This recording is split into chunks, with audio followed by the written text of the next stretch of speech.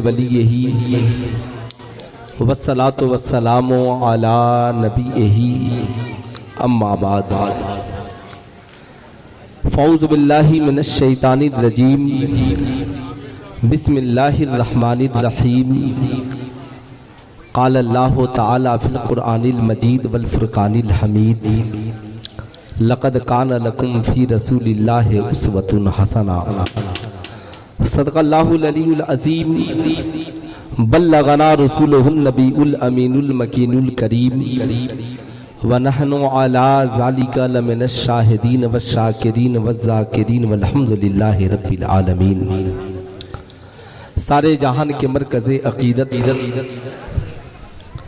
मुस्तफ़ा जाने रहमत शम्ए बज़्मे हिदायत हुज़ूर अहमद मुज्तबा हज़रत मोहम्मद मुस्तफ़ा सल्लल्लाहु ताला अलैहि वसल्लम के बारगाहे आलीजाह में जी लगाकर हदिये दुरूदो सलाम पेश करें और पूरा मजमा बवाज़े बुलंद पढ़े। अल्लाहुम्मा सल्ली अला सय्यदना शफ़ीअना हबीबना मौलाना मोहम्मद मादनिल जूद वल करम मंबइल इल्म वल हिल्म वल हिकम बारिक वसल्लिम सल्लु अलैहि सलातन व सलामन अलैका या रसूलल्लाह सल्लु अलैहि सलातन व सलामन अलैका या हबीबल्लाह दाइमन अबदन अबदा। हमारी और आपकी ये मुश्तरका खुश नसीबी है कि अपनी ज़िंदगी की तमाम रातों में से एक रात अल्लाह और उसके रसूल की मोहब्बत में गुजार रहे हैं। बहुत अच्छी गुफ्तगू भी आपने समाअत की और बहुत अच्छी शायरी भी आपने समाअत की। हमारी और आपकी ये मुश्तरका खुश नसीबी है कि आज के इस जलसे में खुसूसी आमद इस जलसे की सरपरस्ती शहजादे हुजूर नबीले मिल्लत यादगारे असलाफ मंबे अखलास पीरे तरीक़त रहबरे राह शरीयत हुजूर अल्लामा अलहाज शाह डॉक्टर सैयद नाहिद अहमद हैदरुल कादरी सज्जादा नशी खानकाह हैदरिया हसनपुरा शरीफ फरमा रहे हैं। इंशाअल्लाह थोड़ी देर बाद हुजूरे वाला की भी आमद का वक्त है। बहुत शानदार शायरी आपने हिंदुस्तान के दो अजीम शायरों से आपने समाअत की। हजरत सिकंदर शादाब कलकतवी व शायर इस्लाम शकील शादाब व नूरुल हुदा पैकर साहिबान को भी आपने मुलाहजा किया। बहुत अच्छी गुफ्तगू आप अपनी जामे मस्जिद के खतीब हज़रत अल्लामा मुफ्ती हज़रत अल्लामा मौलाना हसन रज़ा मिसबाही साहब की बिला बहुत अच्छी गुफ्तगू उनकी हो रही थी। अच्छा, बहुत सारे बेचारे बच्चे नौजवान थे। शहजादे बाबू है बेटा, या तो तुम ही लोग तकरीर करो या हम लोग बोले। मैं जानता हूँ कि बहुत अच्छी शायरी आपने समाअत की। अगर पूरी रात शकील शादाब व नूरुल हुदा पैकर पढ़ते तो मुझे उम्मीद है कि नौजवान ज़रूर ठहरते। बहुत सारे नौजवान अपनी अपनी मंजिलों को वापस चले गए। डॉक्टर इकबाल ने कहा था वो अंधेरा ही भला था कि कदम राह पर थे रोशनी लाई है मंजिल से बहुत दूर हमें। बड़ा तरक्की याफ्ता ज़माना है जिसमें हम और आप जी रहे हैं। मैं खूब जानता हूँ वो नौजवान जो जलसों में यहाँ पर नबी की नात जब पढ़ी जाती है ना, या कोई खतीब तकरीर करता है तो ला करके जोश में वलवले में हम नारे भी खूब लगाते हैं, दामने मोहब्बत में भी खूब डालते हैं, नजराने खूब डालिए। लेकिन एक बार उससे मोहब्बत से पूछिएगा कि कभी कमाकर माँ के आंचल में भी कुछ पैसे डाले थे? कभी रात की तन्हाई में बूढ़े बाप का जेब भी टटोल कर देखा था कि इसमें सुबह को चाय के लिए पैसे भी हैं कि नहीं है? आप दीजिए, सुभान अल्लाह, देना चाहिए। हर चीज का अदब है।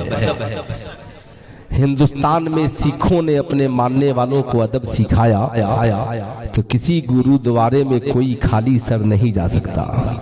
मगर मुसलमानों का हाल ये है कि जलसा तो जलसा, मस्जिदों में भी नंगे सर जाते हैं। हमने अपनी कौम को जो सिखाया वो पाया। ये इस्लामुद्दीन भाई की मोहब्बतें हैं। फ़कीर हज़रात की दहलीज तक हाजिर आया। बहुत सारे हमारे अहबाब खड़े भी हैं, बहुत सारे बैठे भी हैं। जो चले गए उनका गम नहीं, जो नहीं आए उनका भी गम नहीं। मुझे इस बात की खुशी है कि आपने पढ़े लिखे आलिम को अपनी मस्जिद में इमाम रखा है। बहुत अच्छी तकरीर हुई। चूँकि मैं जानता हूँ कि एक रात के जलसे की खतीब के खिताब से मुसलमानों के अंदर इनकलाब नहीं आएगा जब तक कि हमारी मस्जिद का इमाम पढ़ा लिखा नहीं हो। ये खूब याद रखें, वरना आजकल हालात ये हैं कि एक रात के जलसे में एक खतीब 1.5 लाख लेकर चला जाएगा और बेचारा साल भर में इमाम 1 लाख रुपए भी नहीं पाता। तो ये सारे हालात हैं। मैं इसलिए खड़ा नहीं हुआ, मैं भी तकरीर करने के लिए आया हूँ। और आप हजरात की मोहब्बतें हैं कि आप सुनने के लिए तैयार हैं। इन बुझे चरागों में रोशनी नहीं होती, और मुस्तफ़ा नहीं होते तो जिंदगी नहीं होती। मैं ये नहीं बोलूँगा कि आप सुभान अल्लाह कहिए, मेरी सिर्फ आपसे ये गुजारिश है कि आप इत्मीनान से सुन लीजिए। देखिए, जलसे रोज़ कामयाब होते हैं, सामईन कभी कभी कामयाब होते हैं। आज आपने ऐसे शहजादे को बुलाया है कि कश्मीर से लेकर कन्याकुमारी तक कितनी माओं की गोद उनकी दुआओं से भर गई। आज आपने उस जात को बुलाया है जिनकी दहलीज तक पहुंचकर लाखों लोग हर साल शिफा पाते हैं। तो ऐसी बावकार जात को भी आपने बुलाया है तो वक्त पर उनका इस्तेमाल होना चाहिए। मेरी और आपकी मुलाकात आप यहाँ नहीं सुनिएगा, नेट का ज़माना है, तन्हाई का आलम है, कहीं सुन लीजिएगा। लेकिन ये बुजुर्गाने दीन जब आए तो आप और वो भी, ये ज़मीन जहाँ पे हम बैठे हैं ये बुजुर्गों की आमद की सरजमी है। यहाँ पे बुजुर्गाने दीन आते रहते हैं, बल्कि यहाँ के मुसलमान नस्लन सुन्नी है, ये बात याद रखें, है ना। लेकिन मुझे भी नात बहुत पसंद है, मगर हुल्लड़बाजी पसंद नहीं है। खूब आप इनाम दे मुझे बहुत पसंद है, मगर खड़े होकर जैसे ये बच्चे एकदम लग रहा था बेटा कभी घर में माँ का पाँव नहीं दबाया होगा और जलसे में माँ के नाम पे उछल रहा है।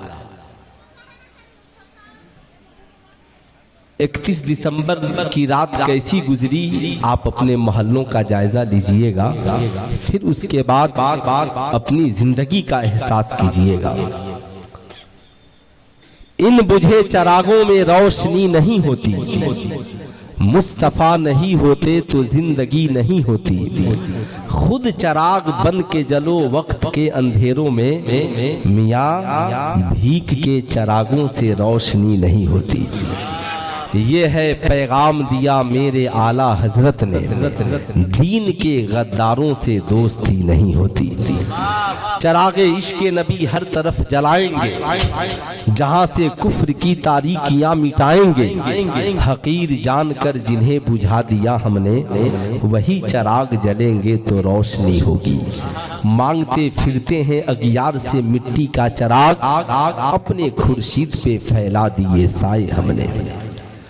यकीनन हम मुसलमान हैं, साहबे ईमान हैं। कुरान ने जगह जगह पे मुसलमानों की कामयाबी का जिक्र किया है। मुसलमान वाकई में मुसलमान हो तो कल भी कामयाब था और आज भी कामयाब है। 72 1 लाख से जीत जाते थे, इसलिए कि वो सहाबी रसूल थे और उनका ईमान मजबूत था। यकीनन आज हमारे पास नौ इखलास है, ना आज हमारे ईमान में वो मजबूती है, ना आज हमारी जिंदगी में वो इनकलाब है। आज एक माँ की आंखें औलाद की मोहब्बत के लिए तरस रही है। मस्जिदें नमाजियों के, मुसलमानों के सजदे के लिए तरस रहे हैं। कुरान तिलावत के लिए तरस रहा है। काश कोई मुझे पढ़ता, कब तक मैं सजा करके रखा जाऊंगा। हालात ये है कि मुसलमान कौन है और काफिर कौन है, ट्रेनों में तो अब इसका फर्क भी पता नहीं चलता। हालात इतने बिगड़ गए कि वो मुसलमान जिन्हें देखकर शैतान रास्ता बदल लेता था, वो 31 दिसंबर की रात को शैतान मुस्कुराता है और मुसलमान सड़कों पे नाचता है। अब इस कौम की पहचान बहादुरी के साथ कैसे हो? क्या कुरान ने यही पैगाम दिया? क्या इस्लाम ने यही पैगाम दिया? मुसलमान रोना रो रहे हैं। यहूदियों ने कहा था सुल्तान सलाहुद्दीन अय्यूबी से कि अय्यूबी आज जंग जीत रहे हो इसलिए कि तुम्हारा रिश्ता नबी से मजबूत है। आज तुम हमसे जीत रहे हो इसलिए कि तुम्हारे पास नबी की सुन्नत है। लेकिन एक वक्त आएगा हम मुसलमानों के ईमान को इतना कमजोर कर देंगे कि मस्जिद में आजानें होंगी मगर कोई मुसलमान नमाज के लिए जाने को तैयार नहीं होगा। घर में कुरान होगा मगर तिलावत के लिए कोई तैयार नहीं होगा। मुसलमान नबी की सुन्नत की महफिलें सजाएंगे। मुसलमानों के लिए गुनाह करना आसान होगा और नेकियां करना बहुत मुश्किल हो जाएगा। मुसलमान गुनाह करके मुस्कुराएंगे और नबी की सुन्नत सजाने से कतराएंगे। अब उसकी एक दो मिसालें मैं आपके सामने रखता हूं। आज मुसलमानों के लिए दाढ़ी छिलाना आसान है मगर नबी की सुन्नत को सजाना कितना मुश्किल काम है, यह हर मुसलमान जानता है। आज मुसलमानों के लिए हम तो मिलाद सजाना आसान है, मिलाद की महफिलें सजा लेंगे मगर मिलाद वाले मुस्तफ़ा को मनाना कितना मुश्किल काम है। आज निकाह करना बहुत आसान है मगर जहेज से रुक जाना, मुतालबे जहेज से रुक जाना कितना मुश्किल काम है। आज मुसलमानों के लिए नाचना बहुत आसान है मगर मस्जिद में जाकर आजान देना, आज मार्केट में हमसे बड़ा हुसैनी कोई नहीं, हम सबसे बड़े हुसैनी हैं। इमाम ज़ैनुल आबिदीन तो मैदान करबला में खानदान की शहादत के बाद भी आजान दे रहे हैं। यहाँ हाल ये है कि हुसैनियों को सही से आजान भी याद नहीं है। हमारी मस्जिदों की हालत ये है कि मस्जिद से आजानें होती हैं मगर पूछिए इमाम से साहब से कलेमात सही से अदा नहीं होती। अक्सर मस्जिदों का हाल यही है। जब हम खुदा का नाम सही से नहीं ले सकते हैं, बच्चा आए बैठो, अभी जलसा खत्म नहीं हुआ है, क्या करोगे घर जाकर? माँ पूछेगी जलसे में क्या सीख कर आए? कहेगा नात शरीफ सुने थे कुछ समझे नहीं, ऐसे मजा बहुत आया इसलिए कि आवाज बहुत अच्छी थी। आज मुसलमान कहते हैं कि हम बहुत परेशान हैं, जमाना हमें डरा रहा है। साहब जमाना हमें डरा नहीं रहा है, हमने सच्चाई पे चलना छोड़ दिया इसलिए जमाना ने हमसे डरना छोड़ दिया। जब एक गरीब नवाज तन्हा पूरे भारत में इस्लाम फैलाने के लिए काफी है तो उनके गुलाम इस्लाम बचाने के लिए क्यों काफी नहीं है? तो डॉक्टर इकबाल ने कहा नहीं तेरा नशीमन कसरे सुल्तानी के गुंबद पर तू शाहीन है बसेरा कर पहाड़ों के चट्टानों पर। आज पूरी दुनिया में हमें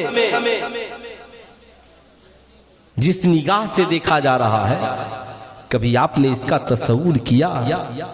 पत्थर चलाए कोई तो कहा जाता है मुसलमान है, कोई बम फेंक दे लोग कहते हैं मुसलमान है, कहीं किसी का कत्ल हो जाए लोग कहते हैं कोई मुसलमान होगा।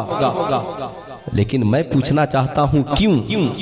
इसलिए कि आज उन्हें पत्थर चलाते हुए दिखलाया गया। मुसलमानों ने उस इखलाक और किरदार को नहीं दिखलाया जो ताइफ के मैदान में मुस्तफा जाने रहमत ने दिखलाया। मैं आपसे पूछना चाहता हूं और पूरी भारत की मीडिया से सुल्तान रज़ा कहना चाहता है, तुम चंद पत्थर चलाने वालों को दिखला कर कहते हो ये मुसलमान है। अगर हिम्मत है तो मुस्तफा जाने रहमत की उस तारीख को दिखलाओ जब मेरे आका ताइफ की वादी में इस्लाम की तबलीग के लिए पहुंचे हैं। जमाना पत्थर चला रहा है, मुस्तफा जाने रहमत का जिस्म मुबारक लहू लुहान है, नालैने मुबारक खून से भर चुके हैं, आका बागीचे में तशरीफ रखते हैं। सहाबा गुजार होते हैं, या रसूल अल्लाह क्या आप भी वक्त नहीं आया कि इन कुफारे ताइफ के लिए आप बद्दुआ कर दे? आमिना के लाल फरमाते हैं, हम पत्थर खाकर भी दुआएं करने के लिए आए हैं, हम इनके लिए बद्दुआएं करने के लिए नहीं आए हैं। ऐ मुसलमानों याद रखना, थोड़ी सी सब्र करो, जरा सब्र का मुजाहरा तो करो। आमिना के लाल फरमाते हैं, आज तुम जिनके हाथों में पत्थर देख रहे हो, आज जिनके हाथों में तुम ईंट के टुकड़े देख रहे हो, आज जिनके हाथों में तुम जुल्म और सितम के पत्थर देख रहे हो, एक जमाना आएगा इसी ताइफ की वादी में कोई काफिर तो नजर नहीं आएगा। हर इंसान की जबान पर या तो खुदा का नाम होगा या तो तुम्हारे मुस्तफा का नाम होगा। नबी के इस इखलाक ने पूरे ताइफ की वादी को बदल दिया और जमाने की निगाह ने देखा, कौन कहता है पत्थर चलाने वाले मुसलमान है? नहीं, पत्थर खाकर भी जालिमों को दुआ देने वालों को पैगंबर इस्लाम कहा जाता है। आज तो हम गैरों पे जुल्म की बात क्या करें?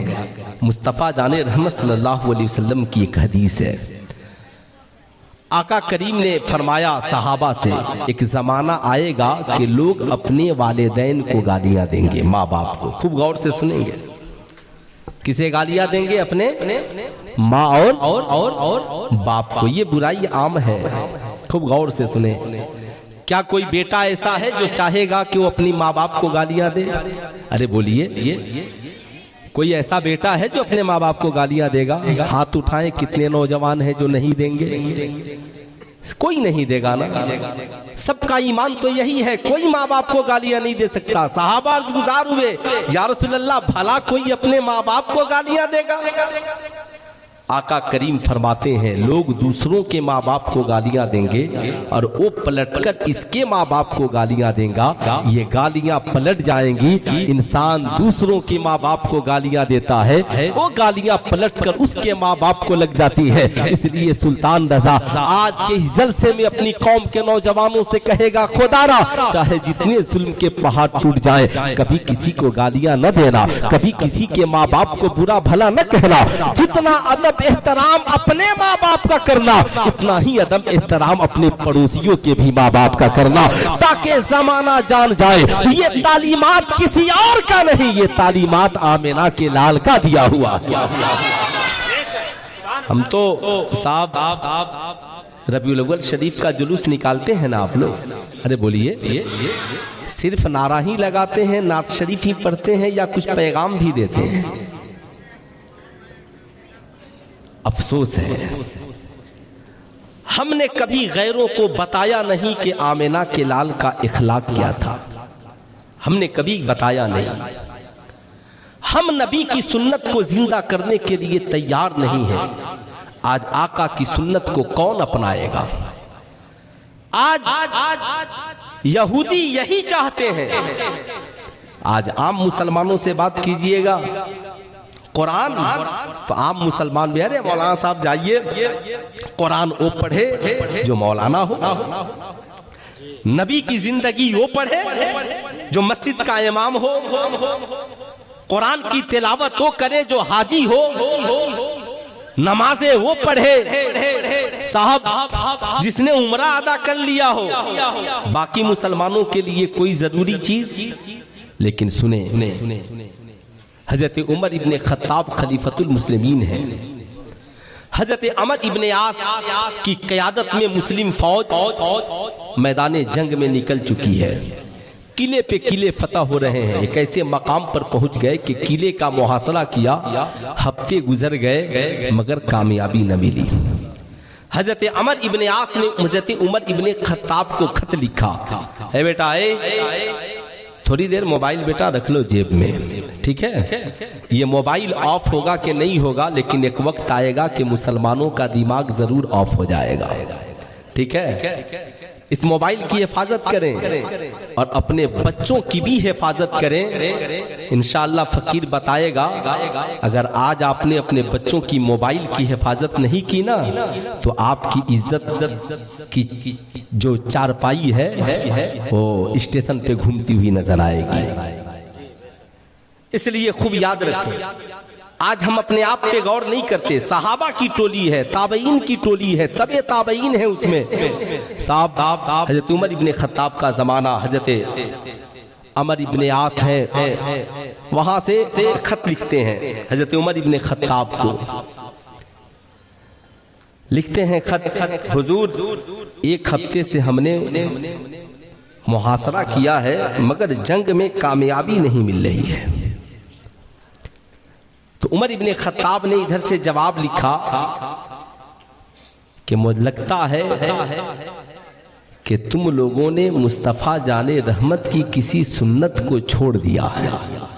क्या लिखा जवाब मुजाहिदीन इस्लाम को कि तुमने मुस्तफ़ा जाने रहमत की किसी सुन्नत को छोड़ दिया है। हजरत अमर इब्ने आस तमामी मुजाहिदीन इस्लाम को जमा करते हैं, कहते हैं ये बात किसी और की होती तो मैं नहीं मानता, मगर ये बात उस उमर की है जो मशवरा दे तो अल्लाह ताला वही की शक्ल में नाजिल फरमा देता है। ये बात उस उमर की है जिनकी हुकूमत आधी दुनिया से ज्यादा पर है। ये बात उस उमर की है जो नबी का यार है। अल्लाह अल्लाह, ये बात उस उमर की है। अल्लाहु अकबर। हजरत अमर इब्ने आस ने कहा मुजाहिदीन इस्लाम से कि हजरत उमर इब्ने खत्ताब का जवाब आया है कि लगता है हमसे आका की कोई सुन्नत छूट रही है। सारे मुजाहिदीन इस्लाम परेशान हैं। दाढ़ी भी है, नमाज की पाबंदी भी है, अजान की पाबंदी भी है, रोजा भी रख लेते हैं। हर सहाबी कोई अपने मोछ को देख रहा है, कोई दाढ़ियों को देख रहा है, कोई अपने लिबास को देख रहा है। सब इस बात पे मुत्तफिक हुए कि हम आका की सारी सुन्नत को जिंदा किए हैं मगर हमने मिसवाक करने में कमी कर दी है। सुने गौर से, हमने मिसवाक करने में, और आज तो सबके पास मिसवाक क्या बरस और टूथपेस्ट है, समझ रहे हैं ना। मिसवाक में कमी कर दी है। चीफ कमांडर ऑफ इस्लाम ने कहा अब आज की रात के बाद सबसे पहले हम आका की सुन्नत को जिंदा करेंगे, फिर अपनी पेशानी को खुदा की बारगाह में झुकाएंगे। अब सुने, जिंदगी में हम सोचते हैं ना कि हमारी जिंदगी में कामयाबी क्यों नहीं मिली, हम नबी की सुन्नत से। वो मुजाहिदीन इस्लाम ने आका की सिर्फ एक सुन्नत की बात है, और यहाँ तो जिंदगी से फर्ज ही गायब है। यहाँ तो जिंदगी से वाजिब गायब है। नमाज फर्ज है, कौन पढ़ रहा है? रोजा रखना फर्ज है, कौन कर रहा है? औरतों के लिए पर्दा जरूरी है, कितनी माए बहनें पर्दा कर रही है? बताओ मुसलमानों, माँ बाप की खिदमत तुम्हारे ऊपर फर्ज है मगर तुम कहाँ कर रहे हो? नबी की सुन्नत छोड़ो, लेकिन आज हम फराइज के पाबंद नहीं है, आज हम वाजिबात के पाबंद नहीं है। आज मज़ारों पर चादरें चढ़ रही है और बेटियों के सरों से दुपट्टा खिसक रहा है। बताओ ईमान ईमानदारी के साथ आज हमारे पास बड़ी बड़ी डिग्रियां मिल रही है, मगर माँ बाप की इज्जत और नाकदरी बढ़ती जा रही है। इसकी वजह यह है कि हमारे पास नारे जिंदा है, नाम जिंदा है, और लेकिन काम जो है मुस्तफा जाने रहमत की सुन्नत आज हमारी जिंदगी में नहीं है। साहबे कराम सुबह को उठते हैं, साहब ये मुजाहिदीन इस्लाम की टोली सुबह को उठती है और उठने के बाद सबसे पहले दरिया किनारे पहुंचते हैं, मिसवाक कर रहे हैं। इधर यहूदियों की टोली छत पर है, जाकर अपने बादशाह से कहते हैं, बादशाह सलामत जल्दी जागो, आज मुसलमानों के पास ऐसा हथियार आ गया है कि आज हम बचने को तैयार नहीं है, हम में से कोई शख्स बच नहीं पाएगा। इधर मुसलमान सरकार की सुन्नत अदा करते हैं, मिसवाक के बाद इधर नमाज पढ़ रहे हैं, अभी नमाज से फारिग ही हुए हैं। बादशाह उधर से अपने मशीरकारों को भेजता है, जाओ और मुसलमानों के चीफ कमांडर से कहो हम अब जंग करने के लिए तैयार नहीं है, हम तुमसे सुलह करने के लिए तैयार हैं। अब सुल्तान रजा कहना चाहेगा, ओ मुजाहिदीन इस्लाम जिन्होंने इस्लाम की मोहब्बत में घर बार छोड़ दिया, ओ मुजाहिदीन इस्लाम जिन्होंने इस्लाम की मोहब्बत में अपने माँ बाप को छोड़कर दीन की बका के लिए अपनी जान को हथेली पे लेकर मैदान जंग में आए थे, उन्होंने सिर्फ आका की एक सुन्नत को छोड़ दिया तो एक हफ्ते तक मैदान जंग में कामयाबी नहीं मिली। ऐ मुसलमानों, आज हम आका की कौन सी सुन्नत को जिंदा कर रहे हैं? आज ना हमारे चेहरे पर दाढ़ी है, ना आज हमारा लिबास नबी की सुन्नत के मुताबिक है, ना आज हमारी घर पे हमारे बच्चे सुन्नत के मुताबिक जिंदगी गुजार रहे हैं। हमारी जिंदगी में सुन्नत कौन कहे? हम फराइज के पाबंद नहीं है, वाजिबात के पाबंद नहीं है। इसलिए याद रखना, जब मुजाहिदीन इस्लाम आका की एक सुन्नत को छोड़ दे तो उन्हें कामयाबी से रोक दिया जाए। अगर हम जिंदगी में फर्ज को छोड़ दे हमें कामयाबी कहां से मिलेगी? हम वाजिबात को छोड़ दे हमें कामयाबी कहां से मिलेगी? इसलिए सुल्तान रजा कहना चाहेगा, नारे लगाने वालों नारे भी लगाओ, चेहरे पे नबी की सुन्नत को भी सजाओ, जल से भी सजाओ, अपनी जिंदगी को किरदारे मुस्तफा और सुन्नते मुस्तफा से भी सजाओ, ताकि खुदा की रहमत का नुज़ूल हो। जब दुनिया में जिंदा रहो, नबी की सुन्नत को देखकर जमाना कहे या आशिके मुस्तफा ज़मीन पे चल रहा है, और जब मरकर कब्र में जाओ फरिश्ते देखे तो कहे सवाल क्या करना है, चेहरा बता रहा है आशिके मुस्तफा आ गया, आशिके मुस्तफा आ गया। मगर आज आका की कौन सी सुन्नत हमारी जिंदगी में है? सरकार की सुन्नत कहां हम जिंदा करने के लिए तैयार हैं? इसलिए मैं कहूंगा, इन जलसों का सबसे बड़ा मकसद यही है कि हमारी कौम की इस्लाह हो। हम यहां से उठे तो हमारी जिंदगी में इनकलाब आए, हम नमाज और सुन्नत के पाबंद बने, हमारे बच्चे मस्जिदों के नमाजी बने। हाँ, अरे बिल्कुल बिल्कुल, कोई बात नहीं है ना। अल्हम्दुलिल्लाह, अभी तो गनीमत है कि इतने उलमाए कराम और इमाम साहब किबला भी मौजूद हैं। कभी कभी तो ऐसा होता है कि हम लोग अकेले ही होते हैं, है ना।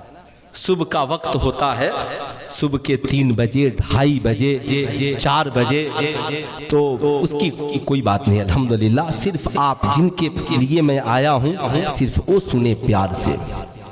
उमर इब्ने खत्ताब का जमाना है, एक नौजवान लड़का पढ़ी लिखी आलिमा लड़की पे आशिक हो जाता है। पढ़ी लिखी आलिमा लड़की पर आशिक हो गया, दीवाना हो गया, हर रोज गली में उसका पीछा करता। उसने मुड़ा और पलट कर कहा, नौजवान, हर रोज मेरा पीछा करते हो, खैरियत तो है?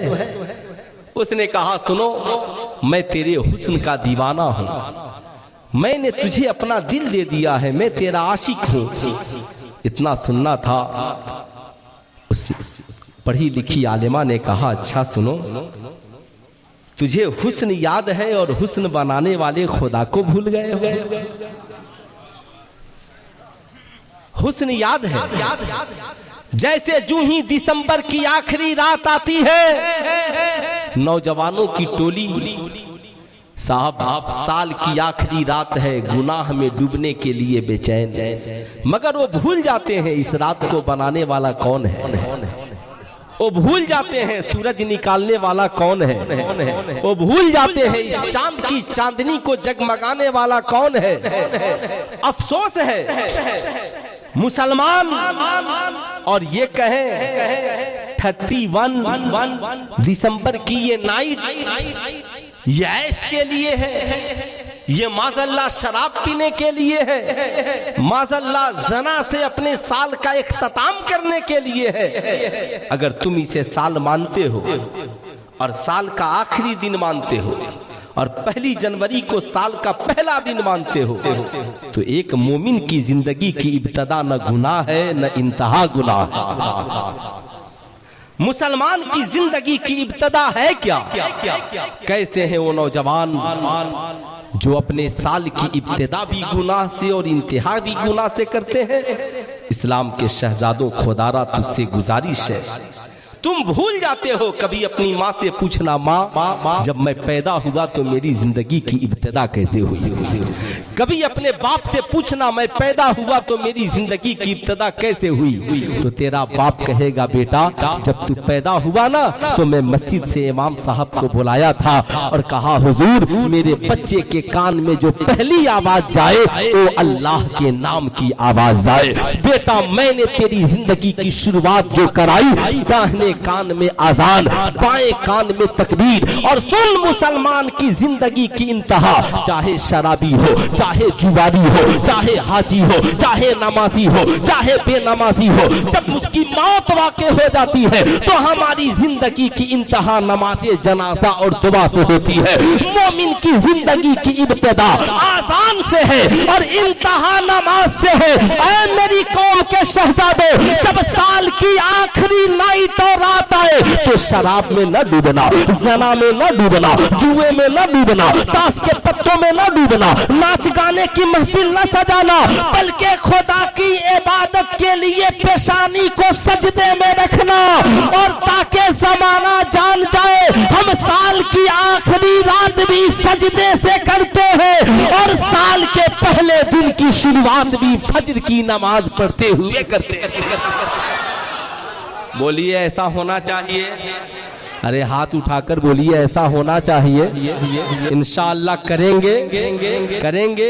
कुछ नहीं कर सकते तो ऐसा तो कर लीजिए। इमाम साहब किबला से कहिए, हुजूर हम लोग चाहते हैं आज हमारी जैसे लोग साहब कोई समंदर किनारे जाकर गुनाह कर रहा है। हमने तो महानगरी को भी देखा है, हमने दिल्ली को भी देखा है। 31 की नाइट में मैंने बनारस की सरजमी को देखा है। साहब मैंने पूछा जलसे वालों से, आप लोग इस रात में जलसा क्यों कर रहे हैं? कहा हजरत नौजवान गुनाह में डूब जाते हैं, इसलिए हम लोग जलसा करते हैं ताकि मेरे मोहल्ले के नौजवानों की जिंदगी की साल की इंतहा भी नबी के जिक्र से हो और इब्तिदा भी नबी के जिक्र से हो। आप साहब को एक मखसूस वक्त 12 बजे के पहले अगर मनाना ही ना आ जाए, कहे हुजूर आज दुरूद की महफिल सजा दीजिए, आज कुरान की तिलावत की महफिल सजा दीजिए। ए मेरी कौम की माँ, अपनी औलादों को तालीम दो, अपनी बेटियों को तालीम दो, अपनी आने वाली नस्लों को तालीम दो। कहो बेटा वो पार्टी क्या पार्टी है, माँ को छोड़कर समंदर किनारे तू बिरयानी खा रहा है, बीवी बच्चों को छोड़कर समंदर किनारे माज़अल्लाह शराब की बोतलें पी रहा है।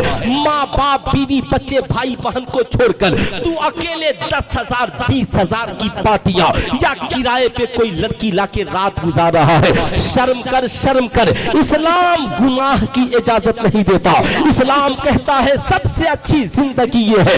तू चाहता है तो सबसे अच्छी जिंदगी ये है। पार्टी करने के लिए दोस्तों की जरूरत नहीं है, घर में ला, बीवी से कहा आज बेहतरीन खाना बना, बुजुर्गों के नाम से फातिहा करा, हम माँ बाप को भी खिलाएंगे, बीवी बच्चों को भी खिलाएंगे। कहेंगे आज की रात खुदा की इबादत में गुजारो और सुबह खुदा की इबादत में करो, ताकि हमारी नस्लें जान जाए हमारा घराना मुसलमानों का घराना है। हम हुजूर नबीले मिल्लत के चाहने वाले हैं, हम आला सैयदी सरकार आला हजरत के मानने वाले हैं। हमारे साल की इब्तिदा भी नेकियों से है, साल की इंतहा भी नेकियों से है। हम दोस्तों के साथ पार्टियां नहीं करते, हम अपने घर वालों के साथ बुजुर्गों के नाम का फातिहा करते हैं। माशाअल्लाह माशाअल्लाह।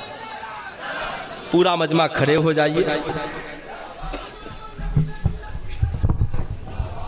नारे तकबीर, नारे रिसालत, शहजादा ए हुजूर नबीले मिल्लत, शहजादा ए हुजूर नबीले मिल्लत, फैजाने हुजूर नबीले मिल्लत, फैजाने हुजूर नबीले मिल्लत, गुले गुल बने खयाबाने हैदरियत, गुले गुल बने खयाबाने हैदरियत, नारे तकबीर, नारे रिसालत। आप देख रहे हैं अपने माथे की निगाहों से हजरतुल अल्लामा, हजरत अल्लामा व मौलाना अलहाज डॉक्टर सैयद नाहिद अहमद हैदरुल कादरी साहब क़िबला मद्दज़िल्लुहुल आली व नूरानी तशरीफ ला चुके हैं।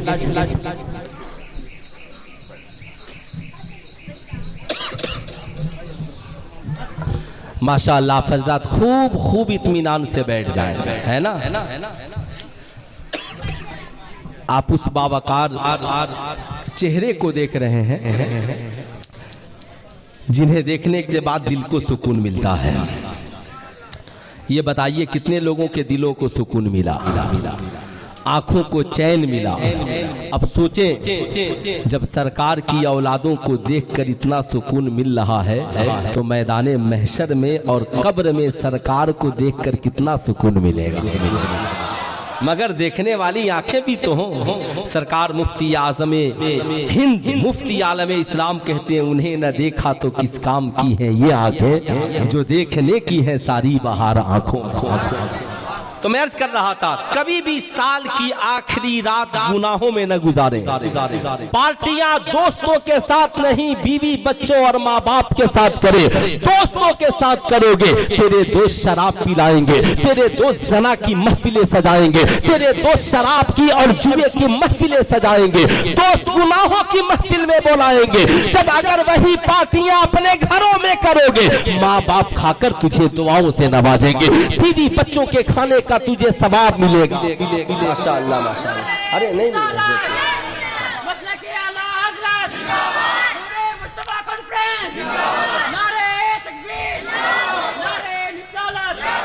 तो इंशाअल्लाह सिर्फ मुझे ये बता दें, कितने नौजवान हैं जो आज के बाद साल की आखिरी रात और पहली रात को नेकियों से मनाएंगे?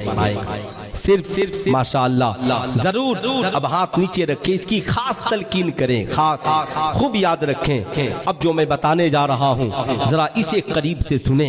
अब वो नौजवान लड़का है, पढ़ी लिखी आलिमा लड़की पे आशिक। उसने कहा, हुस्न याद है, आंखें याद है, जुल्फें याद है, जिस रब ने बनाया उस रब को भूल गए हो। कहा कि अच्छा तुम बताओ क्या करना चाहिए। उसने कहा, मैंने सुना है जो जिससे प्यार करता है उसकी सारी बातों को मान लेता है। उसने कहा, सारी बातों को मानने की जरूरत नहीं है, बस तू मेरी एक बात मान ले। कहा, बता तेरी कौन सी बात है। कहा, मेरी बस एक बात तू मान ले, उसके बाद आना निकाह कर लेना, मैं तेरी हो जाऊंगी, तू मेरा हो जाएगा। इसलिए कि इस्लाम में निकाह से पहले किसी अजनबी मर्द से बात करने की इजाजत नहीं है, किसी अजनबी मर्द से व्हाट्सएप से चैटिंग करने की इजाजत नहीं है, किसी अजनबी को अपना फ्रेंड बनाने की इजाजत नहीं है। ये खास कर भारत की पढ़ी लिखी बेटियां सुन ले, आज जो इज्जत का जनाजा निकल रहा है वो इसलिए कि निकाह बाद में फ्रेंड पहले, आज इसलिए कि निकाह बाद में और शॉपिंग मॉल पे मुलाकात पहले,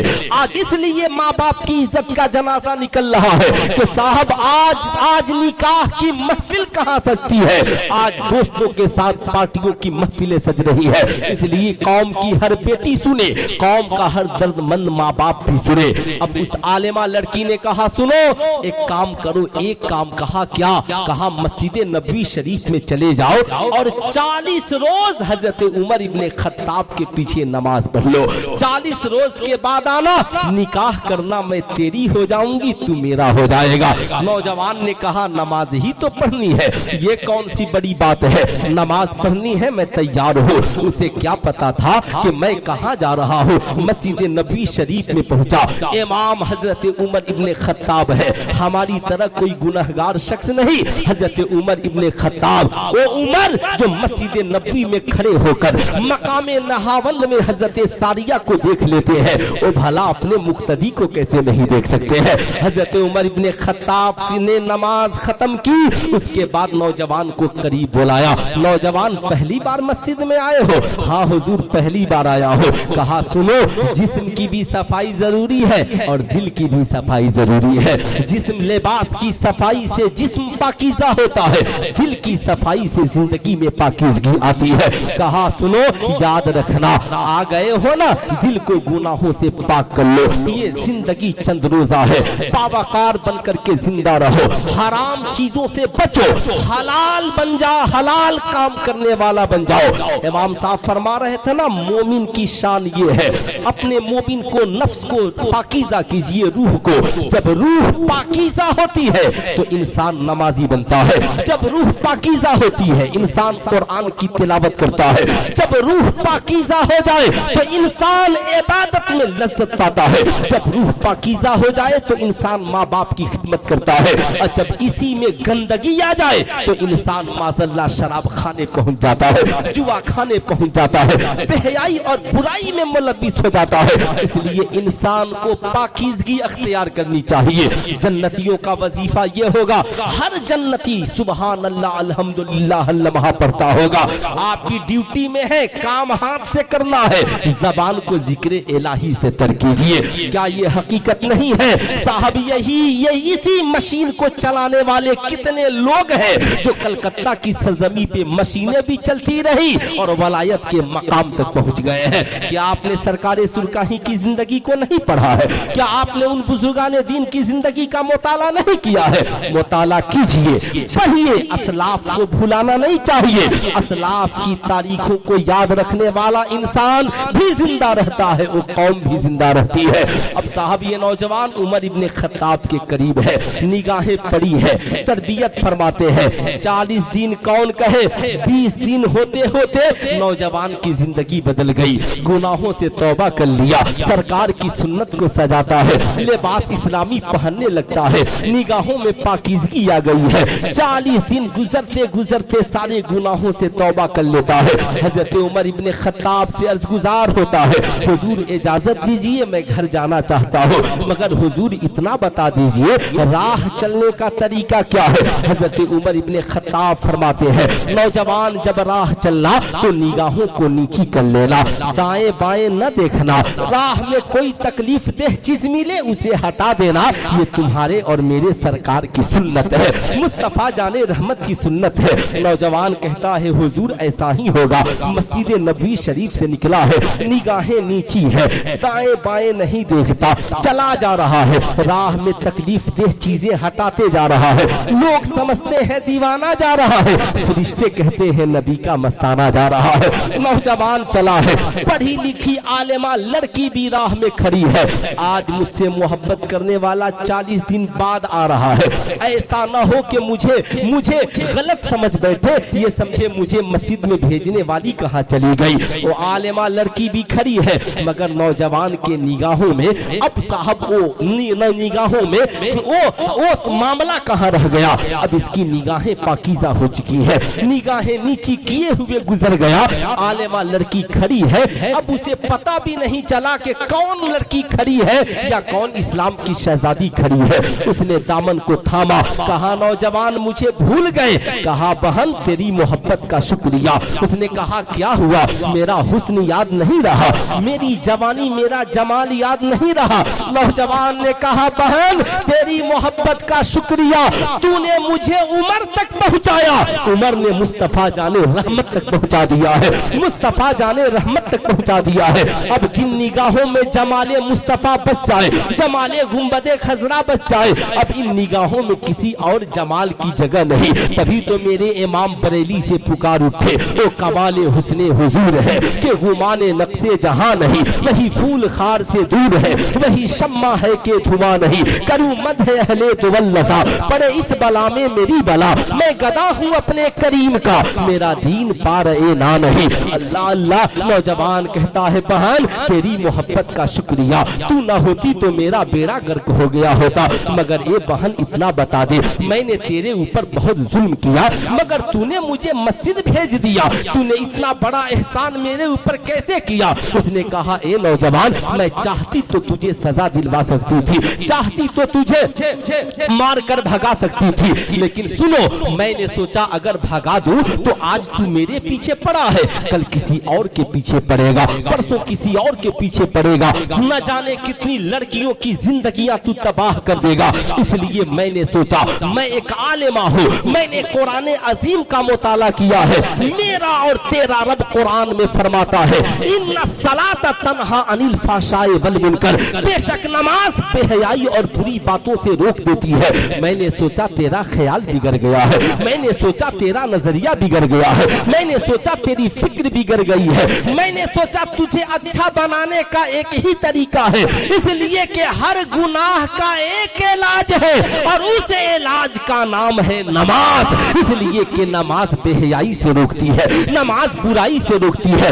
मैंने सोचा क्यों नहीं तुझे नमाजी बना दिया जाए। जब तू नमाजी बन जाएगा, तेरा दिल भी पाकीज़ा हो जाएगा, तेरी निगाहें भी पाकीज़ा हो जाएगी। इसलिए मैं अपनी कौम के वालिदैन से कहूंगा, सुने सुने, आप चाहते हैं आपकी औलादें नेक हो, आप चाहते हैं आपकी बेटियां नेक हो, आप चाहते हैं आपकी आने वाली नस्लें नेक हो, तो आप अपनी औलादों को मैट्रिक कराने से पहले, इंटर कराने से पहले, बीए कराने से पहले अपनी औलादों को, बेटों को भी नमाजी बना दे, बेटियों को भी नमाजी बना दे, ताकि दिल भी पाकीज़ा हो जाए और ज़हन भी पाकीज़ा। मगर साहब जाहिर सी बात है, जब हम नमाजें पढ़ेंगे तब हमारी औलादें नमाजें पढ़ेंगी।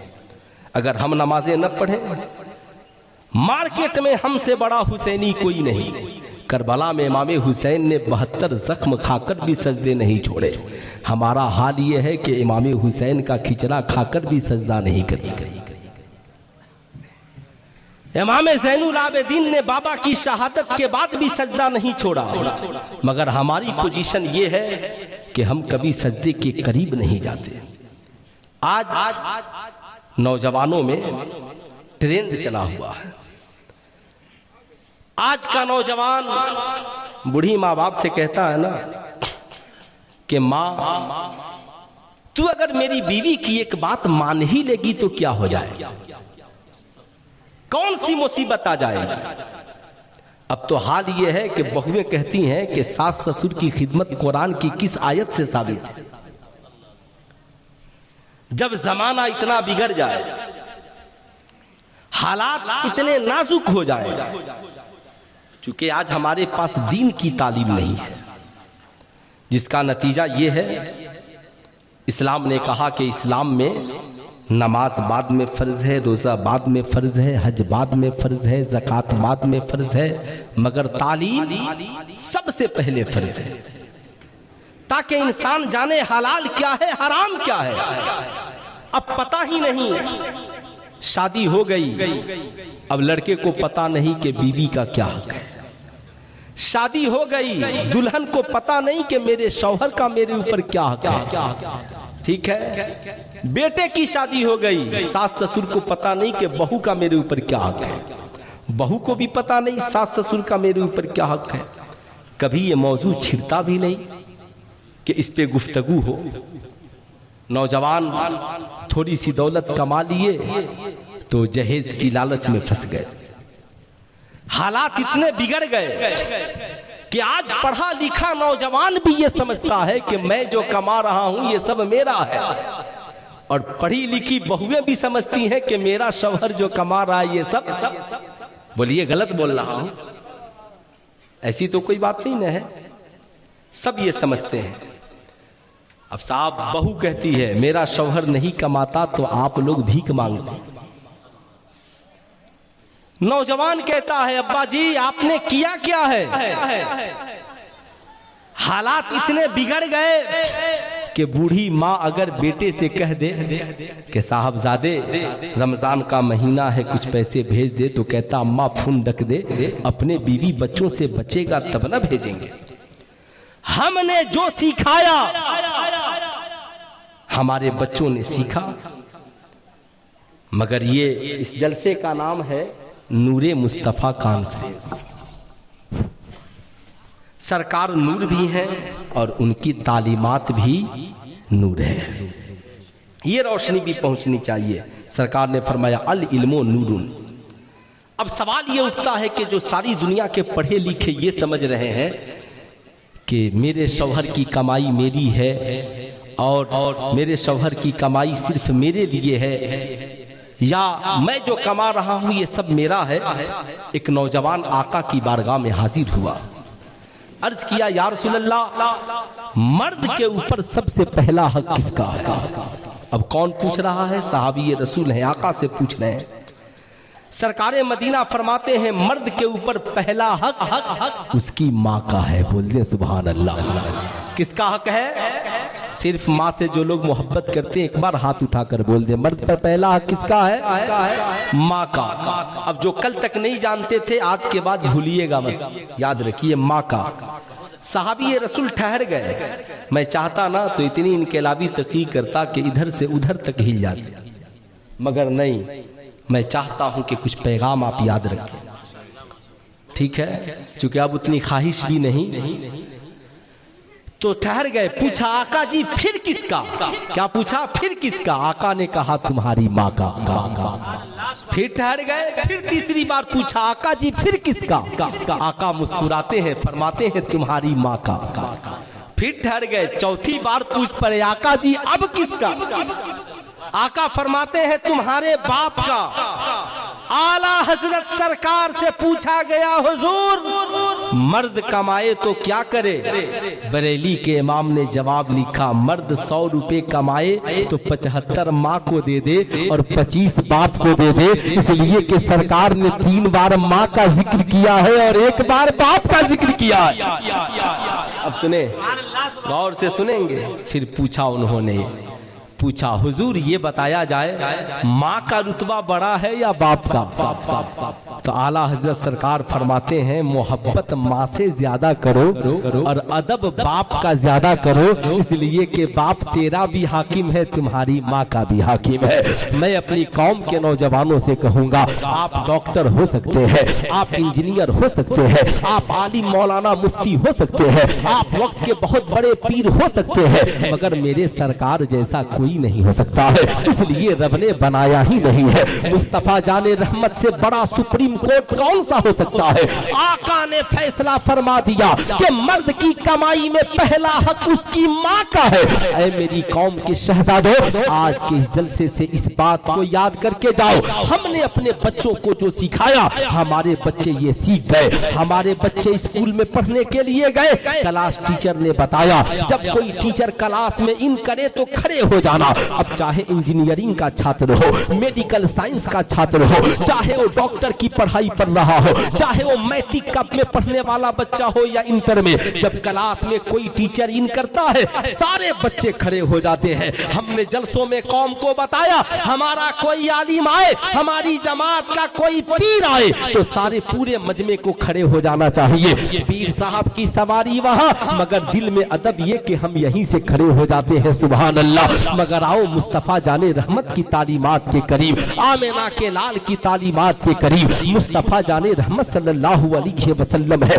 सहाबा की झुरमुट में बैठे हैं, इतने में एक मुकद्दस खातून चली आ रही है। मुस्तफा जाने रहमत की नजर पड़ी है, जो ही आका की नजर पड़ी है आमिना के लाल खड़े हो गए हैं। जब आका खड़े हुए तो सहाबा भी खड़े हुए। जब सहाबा खड़े हुए अल्लाह अल्लाह सहाबा कराम अर्ज गुजार हुए, फिदा का अभी उम्मी या रसूल अल्लाह मेरे माँ बाप आप पे कुर्बान। ए मेरे आका इतना तो बता दिया जाए सारी दुनिया आपकी तासीम करती है। आप मेराज की शब मस्जिद अक्सा में पहुंचे तो हजरत आदम से लेकर हजरत ईसा तक सब आपकी तासीम के लिए खड़े हो गए, मगर ये कौन पाकीज़ा और मुकद्दस खातून है जिनकी ताजीम के लिए कौनैन के ताजेदार खड़े हैं। इतना सुनना था आका मुस्कुराते हैं, फरमाते हैं मेरे सहाबा क्या तुम अपनी माओ की ताजीम नहीं करते? ऐ मेरे सहाबा तेरा पैगंबर जिस औरत की ताजीम के लिए खड़ा है यह औरत कोई और नहीं मेरी दूध पिलाने वाली माँ हजरत दाई हलीमा है, जिनकी ताजीम के लिए तेरा पैगंबर खड़ा है। सुल्तान रज़ा अपनी कौम के शहजादों से कहना चाहेगा ए मेरी कौम के शहजादों, हम सरकार से रुतबे में बड़े नहीं हो सकते, हम सरकार से इल्म में बड़े नहीं हो सकते, हम सरकार से हस्बो नसब में बड़े नहीं हो सकते। दुनिया का कोई इंसान सरकार से अजमत में बड़ा नहीं है। सरकार सहाबा की झुरमुट में माँ की ताजीम के लिए खड़े हैं, वो भी दूध पिलाने वाली माँ की ताजीम के लिए खड़े हैं। हम उस आका की उम्मती हैं। किस जबान से माँ के साथ बदतमीजी करते हो, किस जबान से बाप के साथ बदकलामी करते हो, कैसे तुम माओ को बेइज्जत करते हो। अरे मेरी कौम के शहजादों, आज के जलसे से पैगाम लेकर के जाओ। आज के बाद जाना, तुम घर में बैठे हो, तेरे बगल में तेरी बीवी और बच्चे बैठे हैं, तुम ऑफिस में बैठे हो, तेरे साथ वर्कर बैठे हैं, तुम अपने बिजनेस की गद्दी पर बैठे हो, तेरे साथ तेरे स्टाफ बैठे हैं, मगर जब माँ बाप सामने आ जाए फौरन सरकार की सुन्नत समझकर खड़े हो जाना। तेरी बीवी और बच्चे तुझसे कहेंगे कल तक माँ बाप की इतनी इज्जत नहीं करते थे, आज क्यों कर रहे हो। कहना पगली कल तक हम नहीं जानते थे, आज हमने नूरे मुस्तफा कॉन्फ्रेंस में जान लिया है। सुनो, हम और तुम जिस नबी का कलमा पढ़ते हैं, वो नबी तो दूध पिलाने वाली माँ के लिए खड़े हुए, और मैं तो उस माँ के लिए खड़ा हूँ जिसने दूध बाद में पिलाया है, पेट में 9 माह खूने जिगर पहले पिलाया है, जिसने उंगलियां पकड़ के चलना सिखाया है। जिस दिन हमने माँ बाप की ताज़ीम शुरू कर दी, इंशाअल्लाह उनकी दुआओं की बरकत से हमारी दुनिया भी हसीन हो जाएगी, आखिरत भी हसीन हो जाएगी। तो कितने नौजवान हैं जो आज के बाद अपने माँ बाप की ताज़ीम करेंगे? जरा सिर्फ नौजवान हाथ उठाएंगे। माशाअल्लाह सब करेंगे, बहुत अच्छी बात है। सुभान अल्लाह। मैं चाहता हूँ फिर जिंदगी वफा करे न करे, मेरी आपकी मुलाकात हो न हो, लेकिन मैं चाहता हूँ मेरी तहरीक आप हजरात की दहलीज तक जरूर पहुँचे। हजरात, इस जात से मैं यूं ही मोहब्बत नहीं करता, बहुत कुछ देख कर प्यार करता हूँ। अल्हम्दुलिल्लाह इन बुजुर्गों की दुआएं हैं। फकीर बरेली शरीफ में भी खिताब करता है, मुबारकपुर भी जाता है, घुसी की सरजमी पर भी जाता है, लेकिन कभी मुझे इस बात पे फख्र नहीं। लेकिन आज अल्हम्दुलिल्लाह मैं उस सरजमी पे बोल रहा हूँ जहाँ ये जमी उलमाए किराम की आमद की सरजमी रही है। कोई अंगस की सरजमी वो सरजमी है जहाँ पे सरकार मुफ्ती आजम हिंद ने कदम रखा है। ये वो मुबारक सरजमी है जहाँ हुजूर मुहद्दिस आजम हिंद ने कदम रखा है। ये वो मुबारक सरजमी है जहाँ हुजूर हाफिज मिल्लत ने कदम रखा है। ये वो मुबारक सरजमी है जहां हुजूर मुजाहिद मिल्लत ने कदम रखा है। मेरे वालिद गिरामी बताते थे कि मैंने तो हुजूर ताजुश शरिया को अंगस की सरजमी पे बचपन में देखा है।